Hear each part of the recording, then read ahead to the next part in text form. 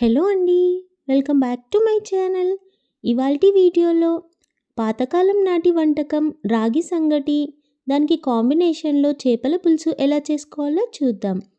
ఈ రాగి సంగటిని sugar patients అయినా, వెయిట్ లాస్ అవ్వాలనుకునే వారైనా, చిన్నవాళ్ళ నుంచి పెద్దవాళ్ళ వరకు ఎవరైనా తినొచ్చు. ఇది మార్నింగ్ బ్రేక్ఫాస్ట్కైనా, ఆఫ్టర్నూన్ లంచ్కైనా, నైట్ డిన్నర్కైనా చేసుకొని తినేయొచ్చు. చాలా ఈజీ ప్రాసెస్లో చేసుకోవచ్చు. బిగినర్స్ కూడా చాలా ఈజీ ప్రాసెస్లో రాగి ముద్దని, చేపల పులుసుని ఈజీగా చేసేయొచ్చు. ముందు చేపల పులుసుని ఎలా చేసుకోవాలో చూద్దాం. చేప ముక్కలన్నిటినీ ఒక గిన్నెలోకి తీసుకొని నీట్గా వాష్ చేసుకొని పెట్టుకోండి. నిమ్మరసం ఇంకా ఉప్పు వేసుకొని 3-4 టైమ్స్ నీట్గా వాష్ చేసుకోండి. నేను తీసుకున్న చేపలు 1 kg ఉంటాయి. వాటర్ ఏమీ లేకుండా ముక్కలన్నీ ఒక గిన్నెలోకి తీసుకోండి. వీటిని ఇప్పుడు మ్యారినేట్ చేసుకుందాం. మీరు తినే టేస్ట్కి తగినంతగా కారంని వేసుకోండి. నేను 2 టేబుల్ స్పూన్ కారం వేసుకున్నాను. 1/2 టీ స్పూన్ పసుపు వేసుకొని, ధనియాల పొడిని 2 టేబుల్ స్పూన్ వేసుకోండి. ఇప్పుడు సాల్ట్ని మీ టేస్ట్కి తగినంతగా వేసుకోండి. నేను 2 టేబుల్ స్పూన్ సాల్ట్ వేసుకున్నాను. హోమ్మేడ్ గరం మసాలాని చిటికెడు వేసుకోండి. ఫ్రెష్గా గ్రైండ్ చేసిన అల్లం వెల్లుల్లి పేస్ట్ని 1 టేబుల్ స్పూన్ వేసుకోండి. 2 టేబుల్ స్పూన్ ఆయిల్ని వేసుకొని మ్యారినేట్ చేసుకోండి. ఇలా మొత్తం ఫిష్ పీసెస్కి మనం వేసుకున్న మసాలాలు మొత్తం కలిసిపోయేలా కలుపుకొని పెట్టుకోండి. మూత పెట్టేసి గంట వరకు పక్కకు పెట్టుకోండి. ఇప్పుడు కర్రీ కోసం చింతపండుని తీసుకోండి. ఈ క్వాంటిటీలో చింతపండుని తీసుకొని ఒకసారి కడుక్కొని అందులో వాటర్ యాడ్ చేసుకొని చింతపండుని నానబెట్టుకోండి. ఉల్లిగడ్డల్ని ఇలా చిన్న ముక్కలుగా కట్ చేసుకొని పెట్టుకోండి. 2 పచ్చిమిర్చిని ఇలా 2 ముక్కలుగా చేసుకొని పెట్టుకోండి.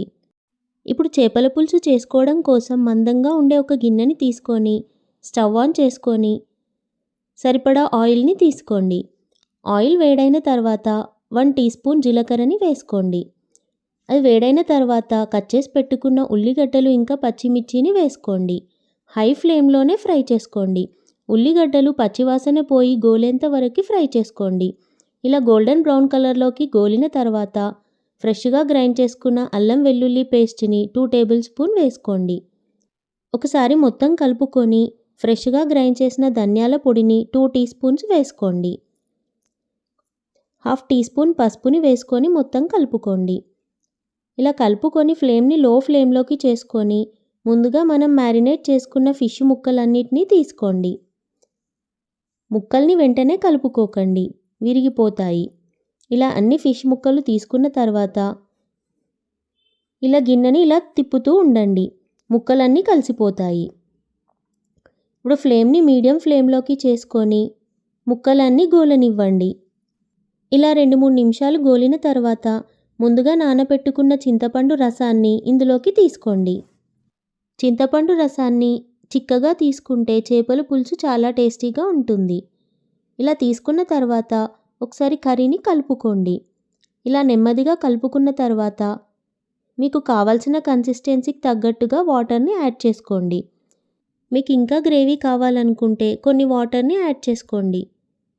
అప్పుడు ఫిష్ పులుసు ఎక్కువగా వస్తుంది. ఈ కన్సిస్టెన్సీలో అయితే చిక్కగా చాలా బాగుంటుంది. కరివేపాకును యాడ్ చేసుకొని మూత పెట్టేసి మీడియం ఫ్లేమ్లో ఉడకనివ్వండి. ఇలా 5-6 నిమిషాలు మీడియం ఫ్లేమ్లో ఉడికిన తర్వాత మూత తీసేసి ఒకసారి ముక్కలన్నిటినీ నెమ్మదిగా కలుపుకోండి. కొంచెం పులుసుని టేస్ట్ చేసి మీ టేస్ట్కి తగినంతగా సాల్ట్ని యాడ్ చేసుకోండి. మళ్ళీ మూత పెట్టేసి మళ్ళీ 2-3 నిమిషాల వరకు ఉడికించుకోండి. ఇప్పుడు కొత్తిమీరను కూడా వేసుకొని మూత పెట్టేసి 5-6 నిమిషాల వరకు ఉడికించుకోండి. అంతే అండి, స్టవ్ ఆఫ్ చేసుకొని సర్వ్ చేసుకోవడమే. చాలా సింపుల్ ప్రాసెస్లో చేపల పులుసు రెడీ. బిగినర్స్ కూడా చాలా ఈజీగా చేసేయొచ్చు. ఇప్పుడు రాగి సంగటిని ఎలా చేసుకోవాలో చూద్దాం. ముందుగా నేను రాగుల పిండిని 1 గ్లాస్ తీసుకుంటున్నాను. మనం ఏ గ్లాస్తో అయితే రాగి పిండిని తీసుకుంటామో అదే గ్లాస్తో వాటర్ని తీసుకోవాలి. గ్లాసు రాగుల పిండికి గ్లాసున్నర వాటర్ని తీసుకోవాలి. రాగి సంగటి చేసుకునే గిన్నెలోకి 1.5 గ్లాస్ వాటర్ని తీసుకున్నాను. మీరు రాగుల పిండి 2 గ్లాసెస్ తీసుకుంటే వాటర్ని 3 గ్లాసెస్ తీసుకోండి. 1 గ్లాస్ రాగుల పిండికి గ్లాసున్నర వాటర్ని తీసుకోవాలి. ఇలా వాటర్ గిన్నెలోకి తీసుకున్న తర్వాత 1 టేబుల్ స్పూన్ ఉప్పుని వేసుకోండి. 1 టీ స్పూన్ నూనె లేదంటే నెయ్యిని వేసుకోండి. వెయిట్ లాస్ అవ్వాలనుకునేవారు నెయ్యిని లేదా నూనెని స్కిప్ చేయండి. ఇప్పుడు ఒక చిన్న గిన్నెలోకి 2 టేబుల్ స్పూన్ రాగి పిండిని తీసుకొని పావు గ్లాస్ వాటర్ని యాడ్ చేసుకోండి. ఏ గ్లాస్తో అయితే వాటర్ని తీసుకున్నామో అందులో పావు గ్లాస్ వాటర్ని ఈ 2 టేబుల్ స్పూన్ రాగి పిండిలోకి తీసుకొని ఉండలు లేకుండా కలుపుకోండి. సంగటి కోసం వాటర్ తీసుకున్న గిన్నెలోకి ఈ కలిపి పెట్టుకున్న రాగి వాటర్ని తీసుకొని స్పూన్తో ఇలా కలుపుకోవాలి. ఇప్పుడు స్టవ్ ఆన్ చేసుకొని ఈ గిన్నెను పెట్టుకొని ఫ్లేమ్ని మీడియం ఫ్లేమ్లోనే పెట్టుకోవాలి. మీడియం ఫ్లేమ్లో పెట్టుకొని ఇలా స్పూన్తో కలుపుతూ ఉండాలి. ఈ వాటర్ కలర్ మారేంత వరకు కలుపుకుంటూ ఉండాలి. ఇలా జావలాగా అయిపోయి ఇలా మరిగిన తర్వాత రాగుల పిండిని తీసుకోవాలి. 1.5 గ్లాస్ వాటర్ తీసుకున్నాం కదా, అందులోకి 1 గ్లాస్ రాగుల పిండిని ఇలా తీసుకుంటున్నాను. రాగుల పిండి తీసుకునే ముందు ఫ్లేమ్ని లో ఫ్లేమ్లోనే పెట్టుకోవాలి. కంప్లీట్ లో ఫ్లేమ్లో పెట్టుకొని ఈ పిండిని వేసుకోవాలి. పిండిని వేసుకున్న తర్వాత వెంటనే కలుపుకోకండి. ఇలా వాటర్ అన్నీ మరిగి పైకి వచ్చిన తర్వాతనే కలుపుకోవాలి. ఫ్లేమ్ని లో ఫ్లేమ్లో పెట్టుకొని స్పూన్తో ఇలా కలుపుకుంటూ ఉండాలి. ఉండలు లేకుండా కలుపుకోవాలి. ముందు వాటర్ జావలాగా మరిగిన తర్వాత ఈ రాగుల పిండి వేసుకుంటే అప్పుడు ఉండలు కట్టకుండా ఉంటాయి.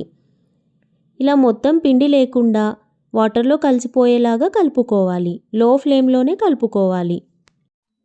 ఇలా ఉండలు లేకుండా కలుపుకోవడానికి కొంచెం టైం పడుతుంది. అయినా లో ఫ్లేమ్లోనే పెట్టుకొని నిదానంగా మొత్తం పిండి కలిసిపోయేలా కలుపుకోవాలి. ఇలా కలుపుకున్న తర్వాత లో ఫ్లేమ్లోనే మూత పెట్టేసి 2 నిమిషాల వరకు ఉడికించుకోవాలి. ఫ్లేమ్ని మీడియంలో లేదంటే హైలో పెట్టుకొని ఉడికించుకున్నారంటే మొత్తం మాడిపోతుంది. అందుకే లో ఫ్లేమ్లో 2 మినిట్స్ ఉడికించుకోండి. 2 మినిట్స్ తర్వాత స్టవ్ ఆఫ్ చేసుకొని కలుపుకొని గిన్నెను తీసుకోండి. ఇప్పుడు ఒక ప్లేట్కి నూనె లేదంటే నెయ్యిని రాసుకొని కొంచెం సంగటిని తీసుకోండి. ఇప్పుడు రాగి ముద్దల్ని చేసుకుందాం. చేతులు కాలకుండా ఉండడం కోసం ఒక గిన్నెలో వాటర్ని తీసుకొని చేతులకి వాటర్ అప్లై చేసుకొని ఇలా రాగి ముద్దల్ని చేసుకోవాలి. కొంచెం కొంచెంగా పిండిని తీసుకొని ఇలా నెయ్యి లేదా నూనె రాసిన ప్లేట్కి ఇలా రౌండ్గా చేసుకోవాలి. ఇలా కూడా చేసుకోవచ్చు. గిన్నెకి నూనె లేదంటే నెయ్యిని రాసుకొని గిన్నెలో పిండిని తీసుకొని రౌండ్గా చేసుకోవచ్చు. లేదంటే ఇలా ప్లేట్లో చేసుకోవచ్చు. చేతులకి ఆయిల్ లేదా నెయ్యిని రాసుకొని లేదా వాటర్ని రాసుకొని చేతులతోనే రౌండ్గా చేసుకోవచ్చు. ఇలా రాగి ముద్దలన్నీ చేసుకొని సర్వింగ్ ప్లేట్లోకి తీసుకోండి. ఇలా రాగి సంగటి చేసుకొని చేపల పులుసుతో తిన్నామంటే చాలా టేస్టీగా ఉంటుంది. చేపల పులుసే కాకుండా మటన్ కర్రీ, చికెన్ కర్రీతో కూడా చాలా బాగుంటుంది. ఈ రాగి సంగటిని చేసుకొని వారానికి 2 సార్లు తిన్నారంటే చాలా బలంగా ఉంటారు. ఇందులో రైస్ ఏమీ వేయలేదు కాబట్టి షుగర్ పేషెంట్స్ కూడా ఈజీగా తినేయొచ్చు. ఇలా రైస్ లేకుండా రాగి సంగటి చేసుకున్నారంటే వెయిట్ లాస్ అవ్వాలనుకునే వాళ్ళు ఈజీగా అవుతారు. చూశారు కదా, చాలా ఈజీ ప్రాసెస్లో తక్కువ టైంలో బిగినర్స్ కూడా చేసుకునే రాగి సంగటి చేపల పులుసు కర్రీ. మీకు ఈ రెసిపీ నచ్చినట్టయితే మీరు ట్రై చేసి చూడండి. ఇలా చేసుకొని వారానికి 2 సార్లు తినండి. మీకు ఈ వీడియో నచ్చినట్టయితే లైక్ చేయండి, షేర్ చేయండి అండ్ నా ఛానల్ని సబ్స్క్రైబ్ చేయండి. మరికొన్ని రెసిపీస్ నోటిఫికేషన్ కోసం పక్కనే ఉన్న బెల్ ఐకాన్ని క్లిక్ చేయండి. Thank you for watching.